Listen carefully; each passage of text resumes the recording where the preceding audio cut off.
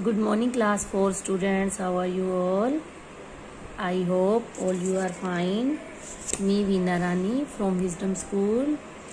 बच्चों, मैंने आपको प्रीवियस वीडियो में ये होमवर्क दिया था पर्यायवाची शब्द का पेज नंबर 69 जो है उसमें ये दो मैंने एग्जाम्पल दिए थे आपको, उदाहरण मैंने भर कर दिए थे और मैंने कहा था बाकी आपने कंप्लीट करना है खुद।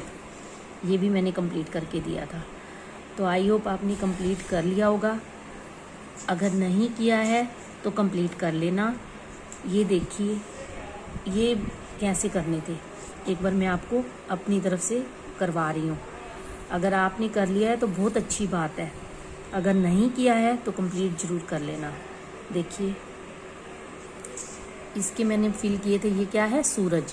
तो सूर्य, सूर्य, दिनकर, रवि, ये तीन लिखे थे मैंने, सूर्य, दिनकर, रवि। और ये क्या है? आँख, आँख, नेत्र, नयन। ये घोड़ा, घोड़े के घोड़ा, तुरंग, अश्व, घोड़ा, तुरंग, अश्व। ये क्या है? पेड़ है ना, वृक्ष, पेड़, तरु, वृक्ष, पेड़, तरु। वैसे तो आपको और भी मिल जाएंगे इन सब के, लेकिन हमने यहाँ तीन तीन फिल करने हैं। ये कौन है? औरत। तो इसका नाम, इसको क्या तीन हमने क्या पर्यायवाची दिए हैं? स्त्री, औरत, नारी। स्त्री, औरत, नारी। ये क्या है? फूल। क्या है ये? फूल। फूल, सुमन, कुसुम। फूल, सुमन, कुसुम। ये है कमल का फूल। तो इसके पर्यायवाची कमल, पंकज, सरोज। कमल, पंकज, सरोज। ये मैंने उस दिन रिवाइज कराया था आपको। सांप है ना, ये सांप, सर्प, नाग। सांप, सर्प, नाग। एक बार हम फिर से ये पर्यायवाची शब्द, ये भी मैंने 1 to 15 आपको बोला था, आपने अपनी नोटबुक में लिखनी है 1 से 15। आई होप आपने कंप्लीट कर लिया होगा। देखिए आकाश, आसमान, गगन, दो दो ही हम रिवाइज करते हैं। आकाश, आसमान, गगन। फूल, सुमन, कुसुम। फूल, सुमन, कुसुम। पुष्प। जगत, दुनिया, संसार, विश्व। जगत, दुनिया, संसार, विश्व। बेटी, पुत्री, लड़की। पुत्री, लड़की। तालाब, सर, सरोवर। तालाब, सर, सरोवर। बादल, मेघ, जल्लद। बादल, मेघ, जल्लद। कमल, जलज, पंकज, सरोज। कमल, जलज, पंकज, सरोज। आँख, नयन, नेत्र। आँख, नयन, नेत्र। वन, कानन, जंगल। वन, कानन, जंगल। दिन, दिवस, वार। दिन, दिवस, वार। पेड़, तरु, वृक्ष। पेड़, तरु, वृक्ष। रास्ता, राह, पथ। रास्ता, राह, पथ। रात, रात्रि, रजनी, निशा। रात, रजनी, निशा। पृथ्वी, धरा, भूमि। पृथ्वी, धरा, भूमि। माँ, माता, अम्बा, जननी।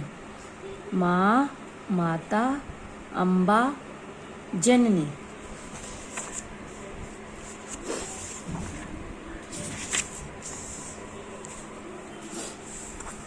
मौखिक तथा लिखित प्रश्न। पर्यायवाची शब्द किसे कहते हैं? समान अर्थ प्रकट करने वाले शब्दों को पर्यायवाची शब्द किसे कहते हैं? समान अर्थ प्रकट करने वाले शब्दों को। औरत का पर्यायवाची शब्द बताइए। स्त्री, महिला हम कर चुके हैं पहले। पवन का पर्यायवाची हवा, वायु। अब नीचे शब्द दिए गए हैं, भिन्न अर्थ वाले शब्द पर गोला लगाना है। अब पक्षी शब्द दिया है, इसके खग, विहग इसके पर्यायवाची हैं। जो भिन्न अर्थ वाला है, अलग अर्थ वाला है, उस पर हमने गोला लगाया है जंगल पे। बादल के पर्यायवाची मेघ और जलद है। पवन भिन्न अर्थ वाला है, तो इस पे हमने गोला लगा दिया। पुत्र के पर्यायवाची आत्मज और तन्य है, तो सुरेश पे हमने गोला लगा दिया, ये भिन्न अर्थ वाला है। तालाब के पर्यायवाची जलाशय और सरोवर, तो सुरसरी भिन्न अर्थ वाला है, इस पे हमने गोला लगा दिया। नयन के पर्यायवाची हैं नेत्र और चक्षु, तो आसमान भिन्न अर्थ वाला है, हमने इस पे गोला लगा दिया। अब इसमें जो रंगीन शब्द दिए हुए हैं, उसका जो पर्यायवाची नीचे दिया उसको हमने सही का निशान लगाना है। ठीक है। लाल फूल मुझे बहुत पसंद है। फूल रंगीन शब्द है, इसका पर्यायवाची है पुष्प। नेत्र और आयु नहीं है, इसलिए हमने पुष्प पे टिक कर दिया। पूर्णिमा के दिन चांद पूरा होता है। अब चांद का पर्यायवाची है चंद्रमा। रवि और निश नहीं है, इसलिए चंद्रमा पे हमने टिक कर दिया। पेड़ पर पक्षी बैठा है। पेड़ रंगीन शब्द है, पेड़ का पर्यायवाची है वृक्ष। ये दोनों नहीं है, इसलिए हमने इसके ऊपर टिक कर दिया। सुबह होते ही चिड़िया गाने लगी। अब सुबह का विलोम शब्द पर्यायवाची शब्द है सवेरा। शाम और दोपहर नहीं है, इसलिए हमने इस पे टिक कर दिया। निम्नलिखित शब्दों के दो दो पर्यायवाची शब्द लिखिए। स्त्री, औरत, महिला। आँख, नेत्र, नयन, ये सारे हम रिवाइज कर चुके हैं। संसार, जग, जगत। हवा, पवन, वायु। मित्र, दोस्त, सखा। दोस्त, सखा। पक्षी, खग, विहग। आज मैं आपको एक चीज और करवाना चाहूंगी। ये देखिए बच्चों, ये क्या लिखा हुआ है? अपठित गद्यांश। सबसे पहले तो हमें इसका अर्थ पता होना चाहिए। अ को हमने काट दिया, तो ये क्या हो गया? पठित। क्या हो गया? पठित। पठित होता है, पठित का अर्थ होता है पढ़ा हुआ, पहले से पढ़ा हुआ। अपठित होता है जो पहले से पढ़ा हुआ न हो। ठीक है। अपठित जो पहले से पढ़ा हुआ न हो। गद्यांश, गद्यांश दो शब्दों को मिलाकर बना है। गद्य प्लस अंश, मतलब गद्य का अंश। अब गद्य क्या होता है? गद्य क्या होता है? जिस कोई भी निबंध हो, कहानी हो, कोई पाठ का हिस्सा हो, लेख पाठ हो, लेख हो, कुछ भी रचना हो, ठीक है,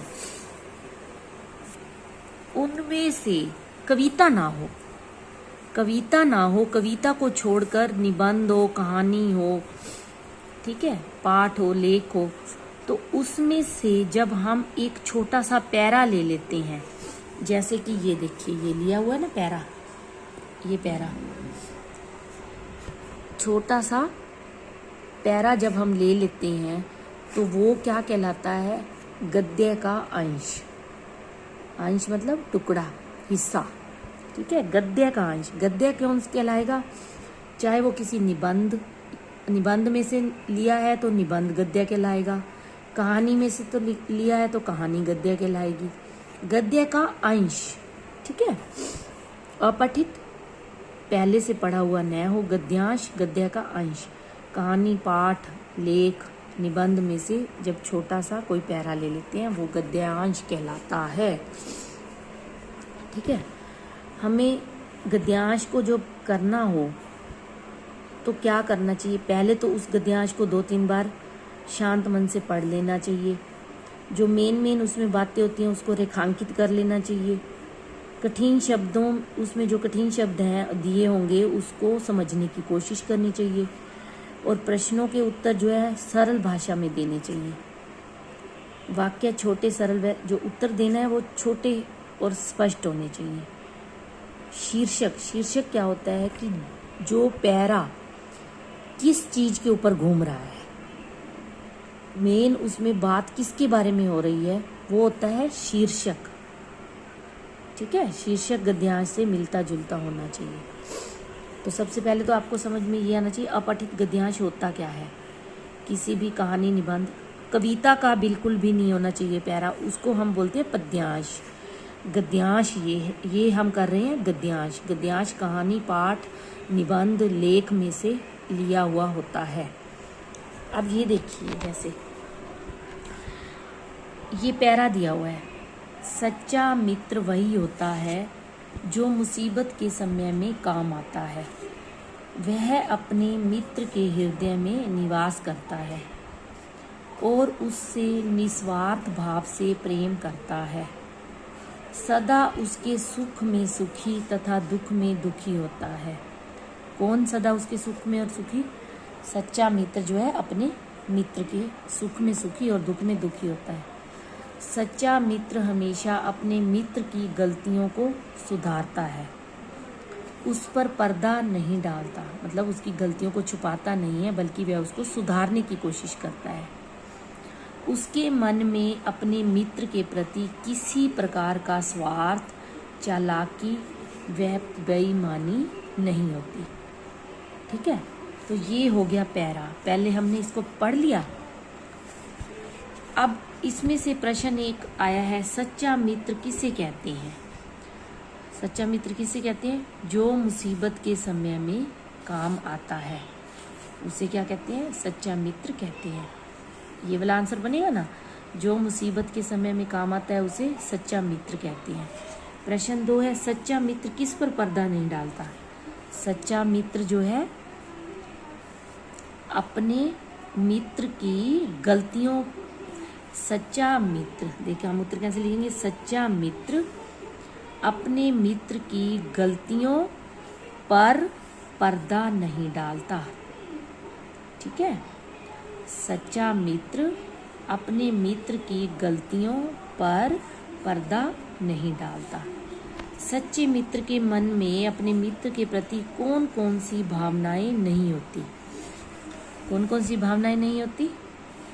एक, स्वार्थ नहीं होता। सच्चे मित्र के मन में अपने मित्र के प्रति किसी भी प्रकार का स्वार्थ, चालाकी व बेईमानी की भावना नहीं होती। ठीक है, तो हमें इस प्यारे में से ही प्रश्न उत्तर मिल रहे हैं। मित्र का उल्टा अर्थ क्या होता है? होना नहीं आएगा, होता है। मित्र का उल्टा अर्थ शत्रु होता है, ये आपको पता होना चाहिए। ये आपको नहीं मिलेगा, ये आपने खुद अपने दिमाग से लिखना है। मित्र का उल्टा अर्थ शत्रु होता है। तो ये होता है अपठित गद्यांश, जो आपको पहले से, मतलब आपकी जो लेसन चल रहे हैं या कोई निबंध करवाएंगे आपको क्लास में, उनमें से ना दिया हो, वो किसी और जगह से आए तो ठीक है, ये आपके पेपर में आएगा, अपठित गद्यांश। आई होप आपको समझ में आ गया होगा। ओके, टेक केयर बेटा।